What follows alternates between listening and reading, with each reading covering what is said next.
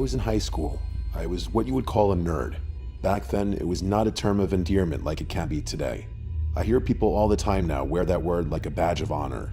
For my friends and me, it was like getting hit in the stomach repeatedly. High school was just different then. We would get beaten up for not liking the same music or not being into sports. It seems cliche, but it's the truth. Junior year was the worst year for all the bullying. This kid Steve tormented us all year. Towards the end of the school year, Steve thought it would be a good idea to break into the school to play one of his stupid pranks, just because he wanted to prove how cool he was. Well, Steve was so cool that he ended up getting caught. Before I continue, I should lay a little bit of groundwork first. My school is now closed, but back then it was one of the more popular private schools in this area. We had to wear uniforms and go to regular church services during school hours. The school was very old, and before being converted into a school, it was some sort of hospital for the sick. I remember hearing that when they built the school in the 50s and tore up some of the ground, they found a ton of skeletal remains from people who had passed away from tuberculosis, among other things.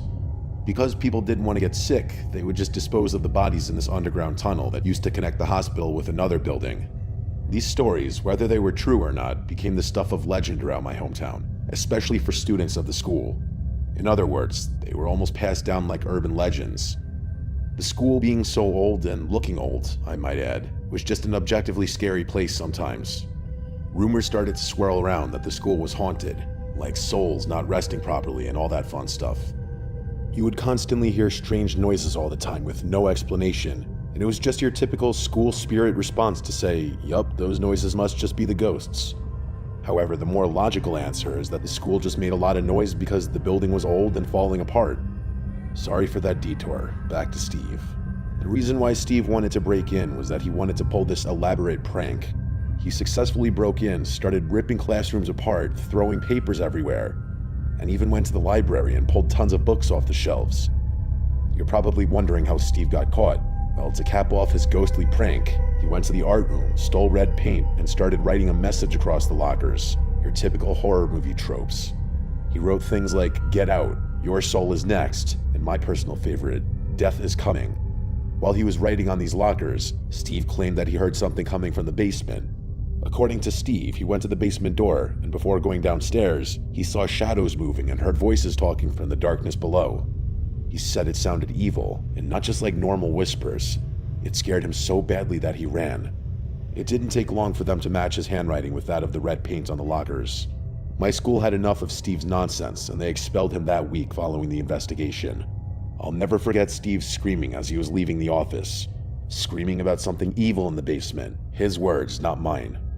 I was confident that Steve was making it up, doing anything he could to save himself. Everyone was so sad about Steve, except for my few friends and myself, who hated the kid. In our opinion, he got what he deserved. For the last few weeks of school, we had to listen to everyone talk about how brave he was and how he could have died. Yeah, I'm not even kidding. These fools really thought that Steve was in danger from evil spirits. As school was wrapping up for the year, I suggested something crazy to my friends. On the last day of school, we should break into the school and do what Steve couldn't. We could prove that there are no evil spirits, no ghosts, and most importantly, that Steve was a lying punk. My friends agreed. The plan was just to break in quietly, make our way to the basement, prove that it's just a basement, and then leave. If we heard anything, we run. We don't get caught as Steve did. We thought that if we ran and didn't get caught, nobody would accept us because we were the nerds, the teachers' pets, the fools that actually liked to learn. We weren't the type of kids to do something like this, especially after someone got caught. I remember the night vividly. It was cold for an early summer night. We all had sweatpants and jackets on. We really embraced the whole criminal breaking in identity. We had our hoods up and tried our best to be sneaky. Breaking in wasn't exactly hard for us. Not because we're these master criminals, but because my friend Carson's mom was a janitor for the school and had access to a key. Half the reason we decided to do this. Carson swiped the key and we just walked through the back door of the school. I will admit, it was objectively unsettling in there. Anyone who's been in their school after dark knows the feeling. I don't know if we're hardwired that way, but there's just something about being in the school after dark that's unnerving. For us, maybe it was just the years of hearing about all the ghosts. I sort of figured I was subconsciously fearing evil ghosts. Urban legends are a powerful thing. We eventually got to the basement, and I have to admit, I was feeling something. I don't know about my friends, but I was actually kind of scared. I didn't tell them that because I didn't want them to make fun of me. My logic in that moment was that I was here and I'm going through with this. We opened the door and didn't see anything. It was a dark staircase that led to an even darker basement. Carson led the way and we followed. Cell phones weren't exactly popular yet, and they most definitely didn't have flashlights yet, so we were using straight-up dollar store flashlights as we made our way downstairs. The basement was creepy, obviously. It was an old building with a dusty basement. There were boxes of storage everywhere. We looked through a few as we walked through the basement. It was old textbooks, Christmas decorations, and extra school uniforms. Probably the creepiest thing about the basement for me was all the old religious statues. I'm weird, but for some reason, old religious statues scare me. They're just unsettling to me, like old churches freak me out. We continued exploring the basement for a few more minutes. We didn't find any people, but we did find out how massively huge the basement was. It felt like it extended forever. Our flashlights weren't even powerful enough to see the end of the basement from where we were standing. I know they were cheap flashlights, but still. Eventually, we made our way to one of the corners of the basement. It felt colder for some reason. We moved some of the boxes and couldn't believe our eyes. There was a small hole in the wall, I would say probably the size of a large beach ball. It was small, but large enough to crawl through. Carson wanted to check it out, but we were against it. Instead, we shone the flashlight through the hole. It was just dark. It looked like a tunnel. We all had the same idea. This was probably the remains of the tunnel where they had stored all the bodies back in the day. Carson convinced us that we had to at least crawl in a little bit and see. If we really wanted to prove there were no ghosts, we needed to check that spot. We played rock, paper, scissors to see who would go first, and I lost. I started my crawl through the dark tunnel, and I heard something.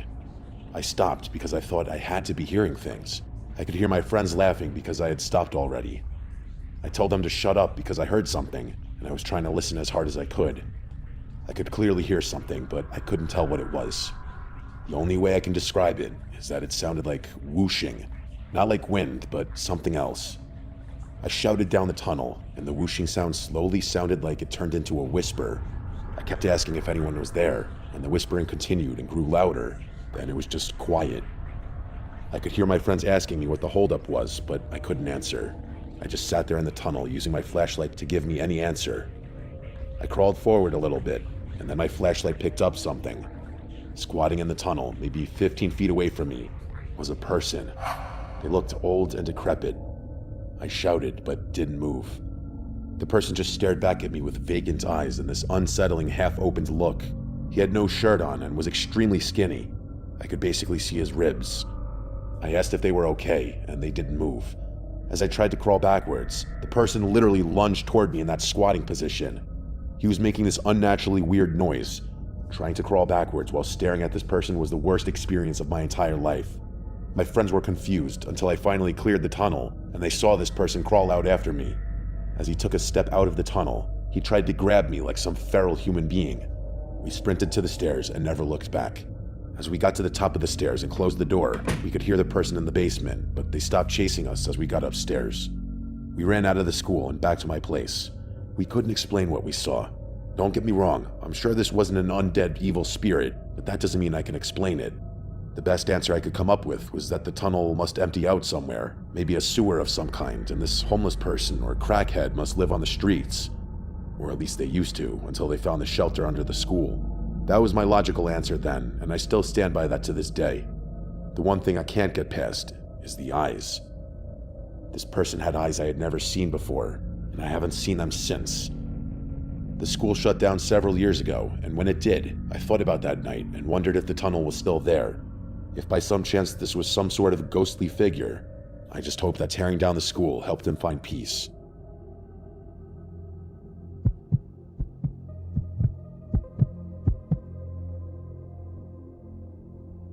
As great as the end of the school year is, there's nothing better than the parties that follow the end of the semester. After high school, all my friends went to colleges that were all over my home state and beyond, myself included. My college was 8 hours from where I grew up and 2 states away. I couldn't wait to get home after finals so I could see my friends again, and more importantly, party it up. We had already planned this huge party at my friend Logan's house. His parents had this mansion in the middle of nowhere with a pool, a huge backyard with a bonfire, and tons of places to crash. It was an ideal location for a party, especially because his parents were going out of town the first weekend that we were all going to be home. It was like the stars were aligning for all of us degenerates. Before the party started, I met up with Logan and a few other friends. We went to the mall, grabbed some food, and shared stories about our college experiences so far. A more accurate way to put that is we shared stories about how the party scenes at our colleges were. Before the party, we talked about ways to spice things up. How could we make this party more epic than it was already going to be? Logan suggested making it a costume party. It seemed like a weird idea for the end of May, but since we were away in college for Halloween, this would be our Halloween party.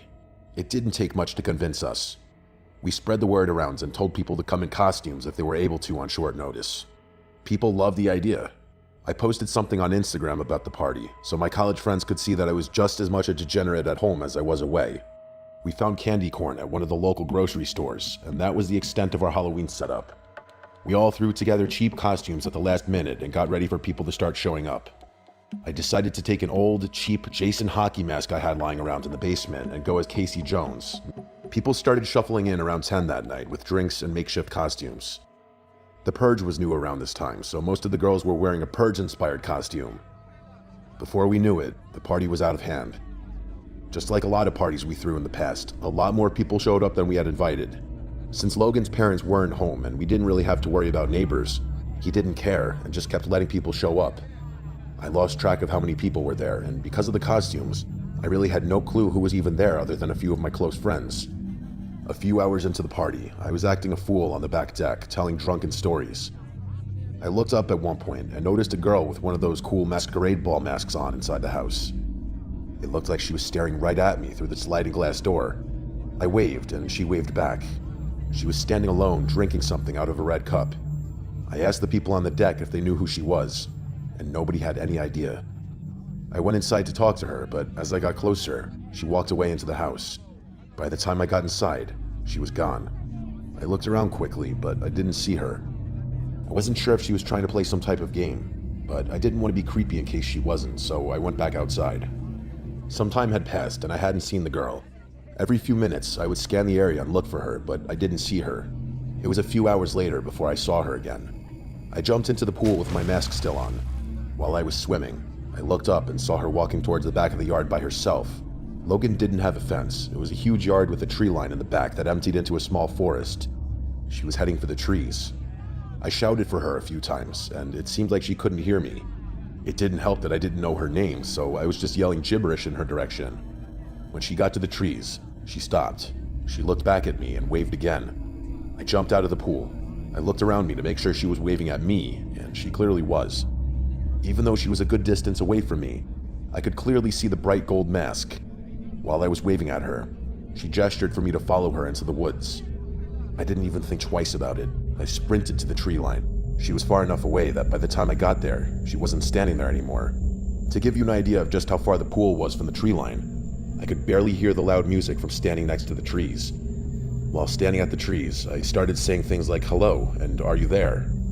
As I said before, I didn't want to creep her out by following her, even though she did gesture for me to do that. I was trying to look into the dark forest, but I couldn't see her. I was looking for the reflection of the moon off the gold mask. After a couple of minutes, I said that I was going to head back to the party because I was freezing. After I got out of the pool, I never put a shirt or pants on, so I was standing there shivering with nothing but a cheap plastic hockey mask and a bathing suit. I had gotten so excited to meet this girl, I just ran off without drying off. As I turned around to head back to the party, I heard a voice. She said softly, "Don't go back yet. Come and find me first." That was all I needed to hear. I turned back around and continued looking through the dark trees. I kept telling her I couldn't see her. I heard a branch snap to my left, but then her voice to my right. She said that she was just over here. She started acting flirtatiously. She said I looked cold and that she could warm me up. I know that's weak for sure, but it worked on me. I started heading into the forest towards her voice. A few feet in, I saw her gold mask on the ground. I picked it up. It really was a cool mask. I walked a little further into the woods. This little dance we were doing had me so invested I had forgotten how cold it was in that moment. I finally saw her standing a few feet away from me. It was dark, so I couldn't see her face. She had a white tank top on, black shorts, and her dark hair was down over her face. My smooth line to her was that I found her mask. She laughed and thanked me. She asked if I could bring it over. I started walking towards her, and she didn't move at all. She didn't even extend her arm to grab the mask. As I got closer, I could see that her head was down a little bit, and her hair was still obstructing her face. I started to extend my arms to hand her the mask, and told her that my name is Kip. That's when she said, "I know who you are." I finally recognized the voice, but I couldn't place it. It was familiar, but I just couldn't place it at that moment. I thought it had to be a girl I went to high school with. When I was only inches away, she finally lifted her head up. That's when I recognized her. It was a friend of a girl that I dated briefly in college. Remember, my college was 8 hours away. What the hell was she doing here? She took a step back, and from my left, I heard the sound of branches snapping again. I looked, and before I could react, my ex was heading toward me fast, holding a metal baseball bat. She took a swing right for my head. I dove to the ground, and somehow she missed me. I heard her scream, and then she took another overhead swing with the bat and missed again. I got up and ran. That's all I could do. I just kept running all the way back to the party, screaming that someone was in the woods. That put a downer on the party immediately. I was cold and shaking with adrenaline. Logan kicked everyone out except for a handful of people who were staying there that night, but he refused to call the police. He didn't want to get in trouble for having the party. I clearly couldn't drive, but I was terrified all night. I made sure Logan checked every lock in the house. I watched out the back windows the entire night, but never saw anything that I could confirm was them. The tree line was so far away that I couldn't even tell if they were standing back there. As soon as the sun started to rise, I got in my car and left. I couldn't believe this girl traveled 8 hours to attack me. Maybe even worse. I didn't realize that I had such an effect on that girl. We only dated for a few weeks, and I ended things because she seemed a little unhinged. She constantly wanted to see my phone and my emails, which I hated, but I never refused. I would go back to my dorm after class, and she'd already be in my room asking why I was 2 minutes late. It was just too much, especially for something that was only a few weeks in. Well, my harmless breakup must not have been that harmless after all. I spent the rest of that summer constantly looking over my shoulder. Every time I saw a girl who even remotely resembled her, I got in my car and left. I can say that she helped me mature, even if it was unintentional. I stopped drinking and even partying hard after that night. She didn't go back to that college after that summer, and I never saw her again. For a while, I tracked her on social media, but eventually she got rid of that. Be careful what you say to people. Sometimes what you say may seem harmless to you, but it can have profoundly different effects on other people. I can't imagine the thought process of driving that far and planning to cause harm like that. If she had made contact with the bat, I don't think I would be sitting here writing this story today.